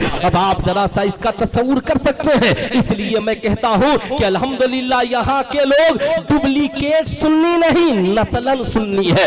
ये वो सरजमी है जहाँ पे हुजूर नबीले मिल्लत ने कदम रखा है, जहाँ पे सरकारे सुरकाही का कदम पड़ा है। ये वो मुबारक सरजमी है। इस जमी को खूब मुबारक रखिए, अपने बच्चों को खूब दीन सिखाइए, दीनदार बनाइए और खूब दीनदार बनिए। इसलिए मैं आपसे कहना चाहूंगा, ना ना ना, अब सुनो, ये कौन खड़ा हो गया है? सरकार अपनी दूध पिलाने वाली माँ के लिए खड़े हैं। अब आका ने आगे क्या कहा, अब जरा इसे सुनिएगा। आका करीम सिर्फ खड़े ही नहीं हुए, बल्कि मुस्तफा जाने रहमत ने अपनी चादरे मुबारक को उतारा और जमीन पर बिछा दिया। बिछाने के बाद जमीन पर बिछा दिया। कहा, अम्मा जी आपके बैठने की जगह ये नहीं, बल्कि आपके बैठने की जगह ये है। इसलिए मैं आपसे कहूंगा, जब माँ के लिए चादर बिछाने की बात आए ना, तो बीवी का इंतजार न करना, बल्कि एक रोज बिछा कर दिखा देना। बच्चों का इंतजार न करना, बल्कि एक रोज खुद बिछा करके दिखा देना। संडे आए ना, माँ बाप की खिदमत खुद करो, औलादों को इसकी तालीम और तरबियत करो। आज हम खुद अपने बाप को रिस्पेक्ट नहीं देते, हमारी बीवी कहां से देगी? हम खुद अपनी माँ को इज्जत नहीं देते, हमारी बीवियां माँ को इज्जत कहां से देंगी? हमने कभी देने का हुनर नहीं जाना, लेकिन जानने की जरूरत है। मुस्तफा जाने रहमत अर्ज फरमाते हैं, अम्मा जी आप चाहें तो पूरी जिंदगी मेरे पास रहेगा।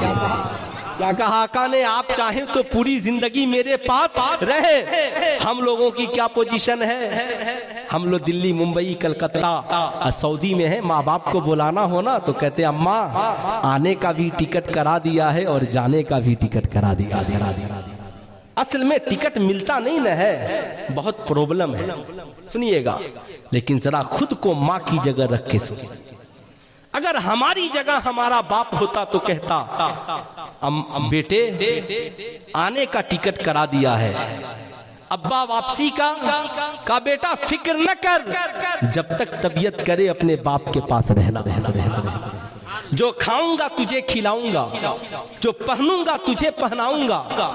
फिर आका इरशाद फरमाते हैं, अम्मा जी अगर आप रहना नहीं चाहती तो कोई बात नहीं, आप अपने बेटे की सारी दौलत लेकर अपने घर को चली जा। कहा सारी दौलत, थोड़ी दौलत नहीं, क्या कहा सारी दौलत। तो आका फरमाते हैं जब बात माँ की आई तो आका ने कहा माँ के कदमों के नीचे जन्नत। और बात जब बीवी की मोहब्बत की आई तो आका ने कहा आयशा आयशा मांगो क्या मांगना चाहती है। क्या कहा आका ने? आयशा मांगो क्या मांगना चाहती हो। सैयदा खदीजतुल कुबरा की मोहब्बत की बात आई तो आका उनके विसाल के बाद उनकी सहेलियों में गोश्त तकसीम फरमा रहे हैं। सहाबा गुजार हुए, या रसूल अल्लाह अब तो अम्मी खदीजा नहीं रही मगर आप गोश्त तकसीम कर रहे हैं। तो आका ने फरमाया हाँ खदीजा चली गई मगर उसकी मोहब्बत नहीं गई है। मैंने खदीजा की सहेलियों को इसलिए तोहफा भेज दिया ताकि खदीजा की सहेलियां ये जान ले कि खदीजा जब दुनिया में थी तो भी इस घर से रिश्ता बाकी था और खदीजा दुनिया से चली गई तो भी उसके घर से रिश्ता बाकी है। ये कौन बता रहा है? कौन तालीम दे रहा? आका तालीम दे रहे। फरमाते हैं सुनो, बीवियों को गालियां न देना, बीवियों को न मारना। जो बीवी तेरी जिंदगी में आ गई समझना दुनिया की सबसे हसीनो जमील औरत यही है। उसके रिश्तेदारों की शिकायत उसके सामने न करना, उसके दिल को न तोड़ना। तुझे क्या पता है कि पूरा घर बार छोड़कर लोग कहते हैं ना ये बड़ा तरक्की याफ्ता जमाना है। इस जमाने के नौजवानों का क्या कहना, शादी के बाद सेल्फी लेकर लिखता है फेसबुक पर आई लव माई वाइफ, मैं अपनी बीवी से बेपनाह प्यार करता हूँ। बीवी देखकर जल भुन जाती है, कमेंट में लिखती है जालिम तू क्या प्यार करेगा, तू तो मेरी डोली उठने से पहले अपने जमीर का सौदा कर चुका है। तूने मेरी डोली उठाने के लिए मेरे बाप से 5 लाख का डिमांड किया था, मोटरसाइकिल मांगी थी, बुलेट मांगा था, मेरे बाप को खून के आंसू रुलाया था। तू क्या मोहब्बत करेगा? अरे मोहब्बत तो मैंने तुझसे की है, मैंने तुझे देखा नहीं मगर इमाम साहब ने सरकार की सुन्नत के मुताबिक निकाह पढ़ा दिया तो मैंने तुझे अपना दिल दे दिया। सुन, अपने माँ बाप को छोड़ दिया तेरी मोहब्बत में, अपने भाई बहन को छोड़ा तेरी मोहब्बत में, अपने घर बार को छोड़ा तेरी मोहब्बत में।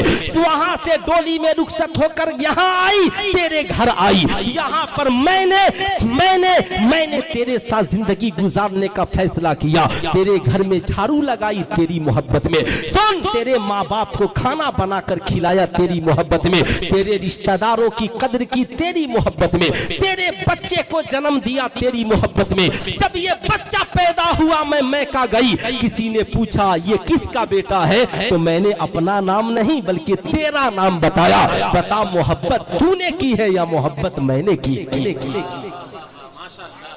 अब सोचे जरा सा मोहब्बत किसकी ज्यादा है। लोग कहते हैं ना हमें वलियों से बहुत प्यार है, प्यार है कि नहीं है? अरे बोलिए ना। जब हम लोग छोटे थे तो एक ही मजार शरीफ और अब 3-3 मजार शरीफ है, ये वलियों से मोहब्बत ही ना है। समझ रहे हैं ना? मैं भी आज गया तो हैरत में था कि एक ही मजार शरीफ, अब यहाँ 3 मजार शरीफ। लगता है बहुत ज्यादा अल्लाह के वली लोग यहाँ जो है अल्लाह का करम है, औलिया अल्लाह कराम कब्रिस्तान में। लेकिन मैं समझता हूँ कि हजरत सलामत अली दादा के बाद अंगस की सरजमी पर अगर कोई सबसे बड़ा वली लेता है तो हमारे इमाम साहब किबला हजरत अल्लामा अलहाज शाह मुफ्ती अब्दुल हलीम साहब किबला खलीफा हुजूर मुफ्ती आजम हिंद लेते हैं। वो लेटे हुए हैं। मैं उन्हें वली समझता हूँ जिन्होंने पूरी जिंदगी बचपन में हम लोगों को सिखाया या रसूल अल्लाह ज़मीनो ज़मा तुम्हारे लिए, मकीनो मका तुम्हारे लिए, चुनीनो चुना तुम्हारे लिए, पहन में ज़बा तुम्हारे लिए, बदन में है जा तुम्हारे लिए। या रसूल अल्लाह हम आए यहाँ तुम्हारे लिए, उठे भी वहाँ तुम। बताओ ये हर मिलाद में कौन सिखाता था? लोग कहते हैं कि उर्दू मुशायरों से जिंदा है। ये सब गलत बात है। ये उर्दू इन गवैया और इन औरतों के मुशायरे से जिंदा नहीं। अगर इस सरजमी पर जिंदा उर्दू अगर है तो उस जात से जिंदा है जो आपकी मस्जिद के बगल में कब्र में आराम फरमा। है कोई ऐसा मुबल्लिग ले आइए कि लोग दिन भर ड्यूटी करके आए और रात को आलिम अपनी दरसगाह में मस्जिद में बैठाकर कुरान पढ़ा रहा, लोगों को नमाजें सिखला रहा हो। मेरे वालिद साहब को उन्होंने इतना पढ़ाया कि जब तक जिंदा रहे इमामत करते रहे, खिताबत करते रहते। आप इसका तस्वुर कर सकते हैं? मिशन उन्होंने जिंदा किया। कभी भी याद रखिए, इन गजलिया मुशायरों से उर्दू जिंदा नहीं। उर्दू तो हमारे मस्जिद के इन ओलमा से, मदरसे के इन ओलमा से जिंदा है। आपके बच्चों को बताइए बगदादी कायदा कौन पढ़ाता है? आपके बच्चों को तामीर अदब कौन पढ़ाता है? आप बताइए उर्दू में जुमा में खिताब कौन करता है? बताइए फिक्र में मसाइल, फिक्र में उर्दू में मसाइल आपको कौन बताता है? आप बताएं उर्दू की फिक्र की किताबें आप तक कौन पहुंचाता है? ये अगर ये उलमा कौन कहता है ये एक रात के 10 लाख के मुशायरे से उर्दू जिंदा नहीं है। उर्दू जिंदा है तो मकतब और मस्जिदों के उलमा से जिंदा है। ये बात सही है कि नहीं है? ये बात हक है ना? अब कोई आकर के कहे उर्दू एकेडमी से कि हमने उर्दू को जिंदा रखा है, ये झूठ है, ये झूठ है। तो मैं ये अर्ज कर रहा था साहिबों, हम लोग वलियों के मानने वाले हैं, वलियों के नक्शे कदम पे चलने वाले हैं। बात इधर से उधर हो जाएगी, लेकिन मैं आपसे कहना चाहूंगा, ऐ मेरी कौम के शहजादों, अपने माँ बाप को भूलना मत, अपने इन आइम्मा को भूलना मत। इन आलिमों की कदर करना, बहुत आप कदर करते हैं, इज्जत करते हैं, पिराने एजाम से मोहब्बत करें। मैं आपसे कहूंगा सरकार ने क्या फरमाया, अम्मा जी आप चाहें तो पूरी दौलत लेकर चली जाएं और चाहे तो पूरी जिंदगी मेरे घर पे गुजार दें, मगर आज हमारी कौम की पोजीशन क्या है? आज हमारी कौम की हालत क्या है? रमजान के महीना में बूढ़ी माँ फोन करती है, बेटा बड़ी परेशानी है, तेरा बाप बूढ़ा है, बाप को इलाज के लिए पैसे की जरूरत है, तेरी एक बहन भी गरीब है, एक काम कर कुछ पैसा भेज दे। तो आज का बेटा कहता माँ फोन रख दे, पैसा बचेगा तब न भेजेंगे। बाप अस्पताल में भर्ती है, मगर आज जब उससे कहा जाए बताओ अस्पताल में बाप भर्ती है, 10 लाख रुपए इलाज में लगेंगे। अब 4 भाई हैं, सबको फोन लगाते हैं, चारों भाई 2.5 लाख लेकर के आ जाओ। अब बेचारा जो गरीब है कहां से लाएगा? अब साहब यहाँ कहते हैं अगर नहीं लाओगे तो हिस्सा मांगने के लिए ना आना। अफसोस है, मैं आपसे कहना चाहूंगा, क्या तेरे बाप ने तुझे डॉक्टर बनाया तो एक बार भी कहा कि 30 लाख तुझे डॉक्टर बनाने में लग रहे हैं, 30 लाख तुझी को दे दूंगा तो बाकी भाइयों को क्या दूंगा?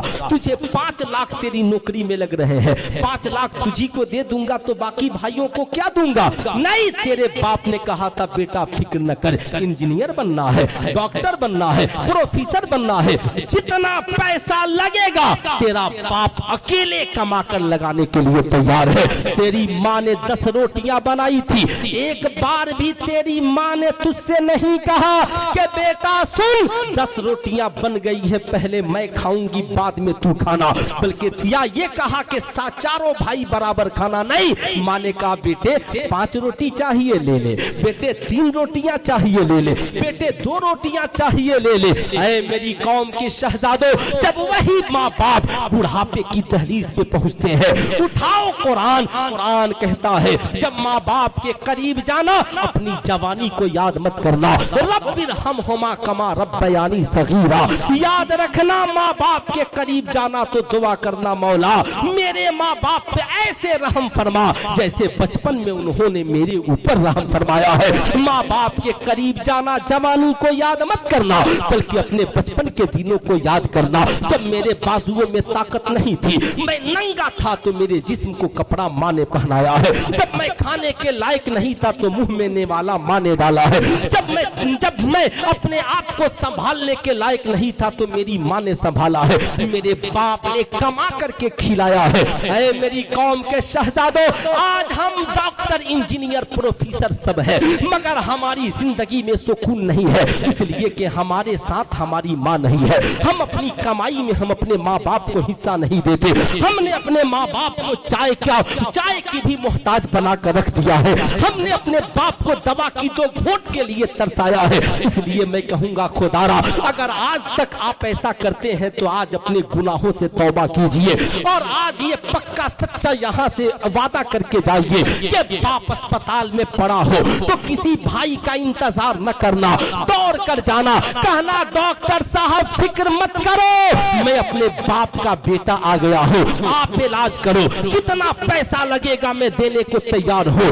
आपके बीवी बच्चे दोस्त कहेंगे इतना पैसा क्यों लगा रहा है, क्या और भाई नहीं है? कहना पगली है, ये बात मत कर। जब मेरा बाप अकेले कमा कर मुझे डॉक्टर बना सकता है, इंजीनियर बना सकता है, समाज का एक अच्छा इंसान बना सकता है, तो मैं अकेले कमा कर अपने माँ बाप का इलाज क्यों नहीं करा सकता हो, अपने माँ बाप की खिदमत क्यों नहीं कर सकता हो? इसलिए आज के बाद तुम दिल्ली रहो, मुंबई रहो, कलकत्ता रहो, उड़ीसा रहो, सऊदी अरबिया रहो, जब तनख्वाह मिले तो पहला फोन माँ को करो, कहना माँ आज मुझे तनख्वाह मिली है, बोल तुझे कितने पैसे की जरूरत है। मैं जानता हूँ माँ तुझसे पैसा नहीं लेगी, लेकिन तेरी माँ का कलेजा चौड़ा हो जाएगा। तेरे वालिद से जाकर कहेगी सुना है बेटे का कलकत्ता से फोन आया था, कह रहा था कितना पैसा चाहिए, आज उसे कंपनी से तनख्वाह मिली है। बाप कहेगा बेटे से मेरे कह देना, पहले अपनी बीवी बच्चों को देख लेगा, अपने बच्चों को हमारी वजह से तकलीफें नहीं देगा, फिर बचेगा तो हमारे लिए भेजेगा।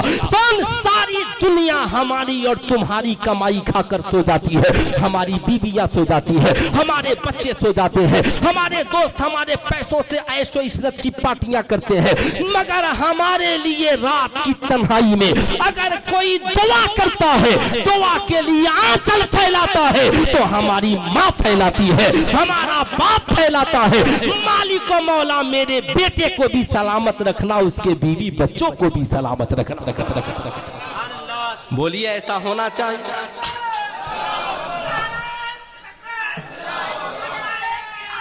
वक्त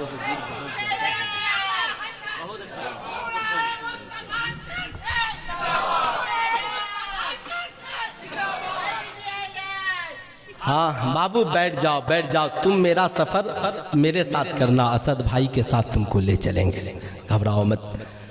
मैं अर्ज कर रहा था, सुने गौर से, हमने सिर्फ वलियों के दामन को थामा है, थामे लेकिन मुकम्मल थामे, ऐसे थामे जैसे हमारे बाप दादा ने थामा। बाप मैं भी अपने वालिद के नक्शे कदम पे मुकम्मल नहीं चल पाता, इसलिए कि मेरी जिंदगी में हर रोज तिलावत नहीं है, हर वक्त जमात के साथ नमाज नहीं है, ठीक है। कभी भी हजरत से पूछें माँ क्या होती है। हजरत बायजीद बुस्तामी से किसी ने पूछा हुजूर आप अल्लाह के वली कैसे बने, कहा माँ बाप की दुआओं ने मुझे वली बना दिया। है ना, बुरा ना मानिएगा, हजरत बराबर तलकीन करते हैं। लोग भीड़ लगा देते हैं मेरे पास दुआ के लिए, मैं तो कहता हूँ पहले उधर से दुआ करा के आओ, तब इधर दुआएं कबूल तब इधर दुआएं कबूल होगी। तो साहब अब हजरत मुरीद फरमा रहे थे, आज मुरीद फरमा रहे थे हजरत, कहा सरकार गौसे आजम, हम इनके हाथ में हाथ देकर हम अपने आप को सरकार गौसे आजम से मुंसलिक करते हैं। सुभान अल्लाह। हजरत फरमा रहे थे अपने मुरीद से कि आज के बाद हलाल खाना, क्या खाना, अरे बोलिए जरा जोर से, क्या खाना, हलाल और हराम से। आप जो 8 घंटा मेहनत करके जो पैसा उठाते हैं ना, ये सबसे पाकीज़ा कमाई, ये सबसे अच्छी कमाई है जो मोमिन के मेहनत की कमाई, मोमिन के मेहनत की कमाई है। एक बात मैं कहीं देता हूं और ये डरता भी नहीं मैं, आजकल देखिएगा बहुत सारे हमारे समाज में जाहिल किस्म के लोग हैं, जब मज़ार शरीफ पर जाएंगे ना तो जाहिल मजाविरों को चुपके से पैसा देंगे, कहेंगे सुनिए दुआ कर दीजिएगा ना, ये खिदमत आप अपने इमाम की कीजिए, चुपके से जाकर मुसाफा कीजिए, हुजूर आज फजर की नमाज के बाद फकीर के लिए और माँ बाप के लिए दुआ कर दीजिए। समझ रहे हैं ना? अच्छे लोगों से रिश्ता जोड़े, अच्छे लोगों से रिश्ता मजबूत रख करें।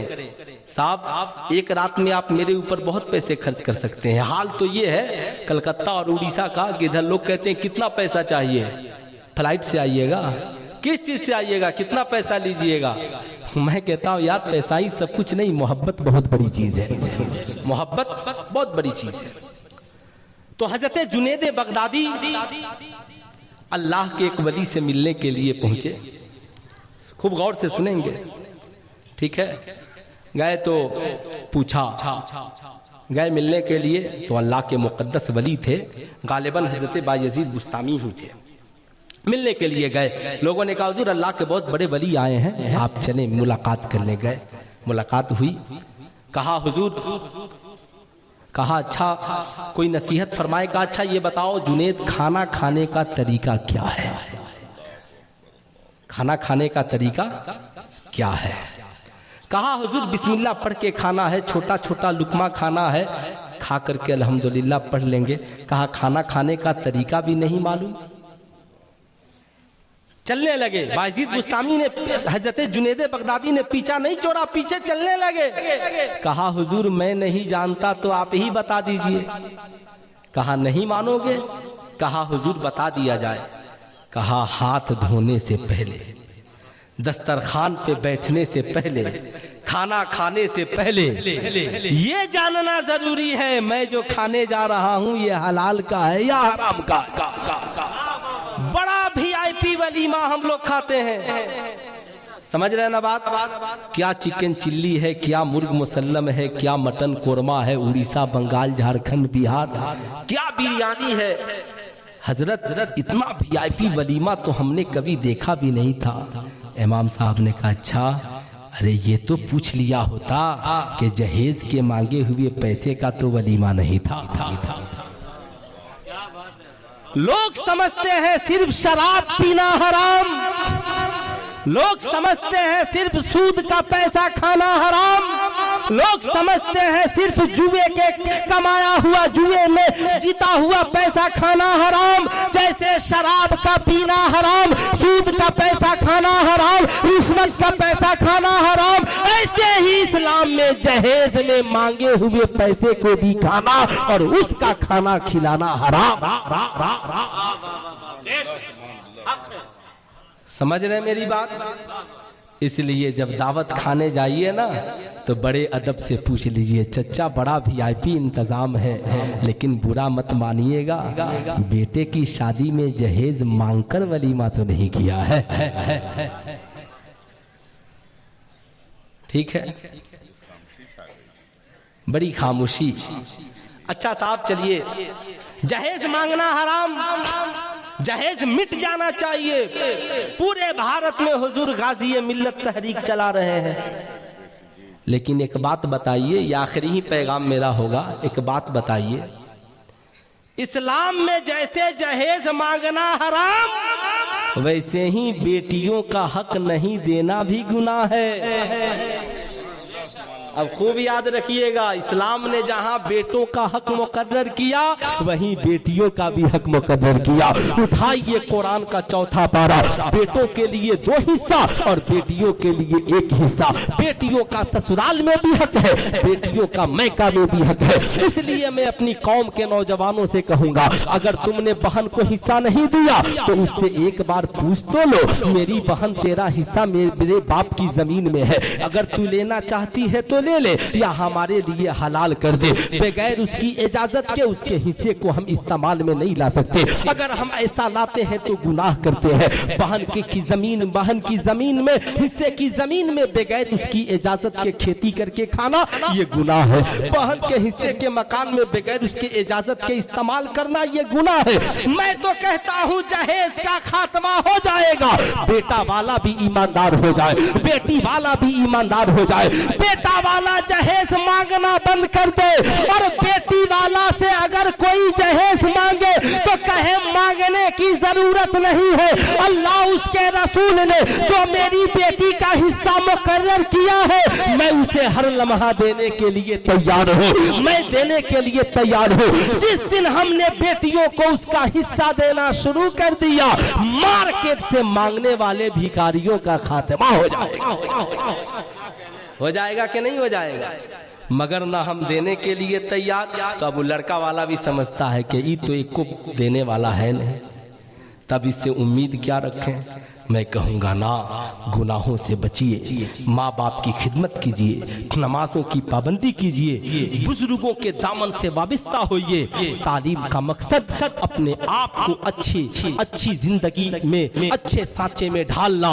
उतुल इल्म दर्जात, समाज में इज्जत चाहिए, समाज में तरक्की चाहिए, समाज में ऊंचा उठना चाहते हैं तो कुरान ने कहा उतुल इल्म दर्जात, तालीम हासिल करो, अल्लाह तेरे रुतबे को बढ़ा देगा। हर इंसान अपने इल्म के मुताबिक इज्जत पाता है। इसलिए मैं आपसे कहूंगा, मैं बिलखुसूस माओ बहनों से कहूंगा, मेरी कौम की माओ बहनों, अगर बहन कुरान सुना दे तो उमर ईमान ला सकते हैं, तुम भी कुरान सुनाने लगो, जिंदगी में इनकलाब आ सकता है। इन छोटे छोटे बच्चों को सिर्फ फातिहा से ही मत जोड़िए, इन बच्चों को गौसे आजम की जिंदगी से भी जोड़िए। बैठाइए, कहिए ऐ बड़े पीर के मानने वालों, सुनो, तुम में और बड़े पीर दस्तगीर में फर्क ये है, तुम दुनिया में आकर कुरान पढ़ना सीखे हो, बड़े पीर तो माँ के पेट में ही हाफिजे कुरान बन गए। छोटे छोटे बच्चे कहेंगे अम्मा कैसे बने?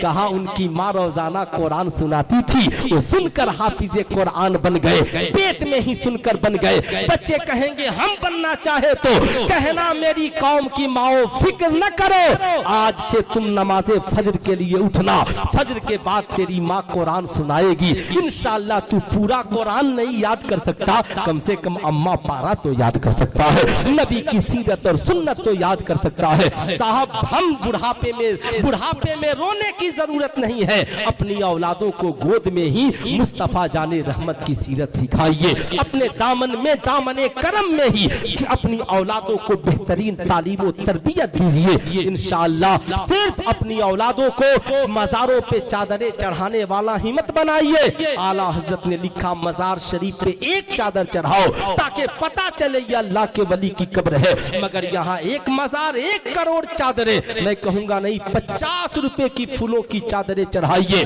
450 रुपए बचा कर लाइए और अल्लाह के उसी वली के नाम पर किसी गरीब बच्चे की तालीम के लिए कापी किताब और कलम खरीद दीजिए, किसी गरीब के बदन पे ठंडी के मौसम में चादरें डाल दीजिए। हजरत ख्वाजा गरीब नवाज जितनी तुम्हारी चादर से खुश नहीं होंगे, उनके नाम पे सरकार के दीन की तालीमात दिलाओगे, खुश हो जाएंगे। ये खानका है जिस खानका से हमारा और आपका रिश्ता है, खानका है हैदरिया। अल्हम्दुलिल्लाह आज शहजादे हुजूर नबील मिल्लत मौजूद है। मैं हर जलसे में कहा करता हूँ, हुजूर नबील मिल्लत चाहते तो अपने मुरीदों से पैसा लेकर के हसनपुरा में बहुत बड़ी यूनिवर्सिटी और बहुत बड़े बड़े कॉलेज को कायम करके अपनी औलादों को दे देते, बहुत बड़ी प्रॉपर्टी कायम कर देते, मगर नहीं, उन्होंने पूरी जिंदगी अपने मुरीदों की जरूरत को, कहाँ मुसलमानों को इदारे की जरूरत है, कहाँ मुसलमानों को मस्जिद की जरूरत है, पूरी जिंदगी दीन की खिदमत में लगे रहे। आज उन्हीं के नक्शे कदम पे चलकर हुजूर अलहाज शाह अल्लामा डॉक्टर सैयद नाहिद अहमद हैदरुल कादरी, अल्हम्दुलिल्लाह, ये जात भी हर लम्हा मसरूफ है। कौम की फलाह बहबूद कैसे हो, कहाँ इदारे को क्या जरूरत है, कौम को किस चीज की जरूरत है। अल्हम्दुलिल्लाह हजारों नहीं लाखों लोग हर साल इस बारगाह से फैजियाब होते हैं, दुआओं से भी, सीरत और किरदार से भी है, किसे भी। इसलिए मैं कहूंगा 4 अंगूठी 10 अंगूठी लंबा बाल बढ़ाने वाला पीर नहीं हो सकता, जिसका अमल शरीयत पर नहीं वो कभी तरीकत का अलंबरदार नहीं हो सकता। इसलिए मसलक आला हजरत यही है, पहले शरीयत शरीयत देखो, फिर तरीकत देखो, इंशाअल्लाह जिंदगी में इनकलाब ही इनकलाब आएगा।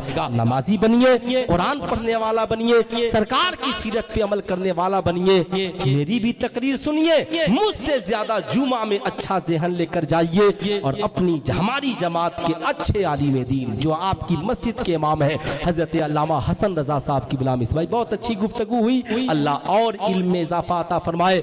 इंशाअल्लाह बुजुर्गों की निस्बत इनके पास है, फैज़ व बरकत मिलते ही रहेंगे, दुनिया व आखिरत में आप चमकते रहिएगा इंशाअल्लाह। अल्लाह रब्बुल इज्जत कुरान अज़ीम में इरशाद फरमाता है, लक़द कान लकुम फी रसूलिल्लाहि उस्वतुन हसना, नबी की जिंदगी तुम्हारे लिए नमूने अमल है। मेरे इमाम ने कहा, उन्हें जाना उन्हें माना, न रखा गैर से काम, लिल्लाहिल हम्द में दुनिया से मुसलमान गया। बस आखिरी पैगाम यही है, ये मोबाइल है न सियाही के हैं दुश्मन न सफेदी के दोस्त, हमको आईना दिखाना है दिखा देते हैं। इस मोबाइल की हिफाजत कीजिए, रात में घरों में वक्त बना दीजिए, ऐशा के बाद सारा मोबाइल जमा हो जाए। न बेटा के पास मोबाइल, न बेटी के पास मोबाइल, न बहू के पास मोबाइल, एक नंबर रहेगा जिस पे फोन आएगा। अगर हम चाहते हैं डिप्रेशन के शिकार न हो, हम चाहते हैं हमारी औलादें ब्लड प्रेशर के शिकार न हो, हम चाहते हैं हमारी नस्लें को अच्छी नींद आए और जिंदगी में तरक्की हो, अगर हमने इस पे कंट्रोल नहीं किया तो आने वाले दौर में अस्पतालों में जहां कैंसर का वार्ड मौजूद है वहीं पे मोबाइल वार्ड भी मौजूद होगा। ये सोच कर इस अमल कीजिए। वो अंधेरा ही भला था कि कदम राह पर थे, रोशनी लाई है मंजिल से बहुत दूर हमें, जिंदगी बाकी मुलाकात बाकी। पूरा मजमा मिलकर पढ़ लीजिए, अस्तगफिरुल्लाह रब्बी मिन कुल्ली ज़ंबी व अतूबु इलैह। पढ़ लीजिए ला इलाहा इल्लल्लाह मुहम्मद रसूलुल्लाह सल्लल्लाहु अलैहि वसल्लम। अस्सलामु अलैकुम।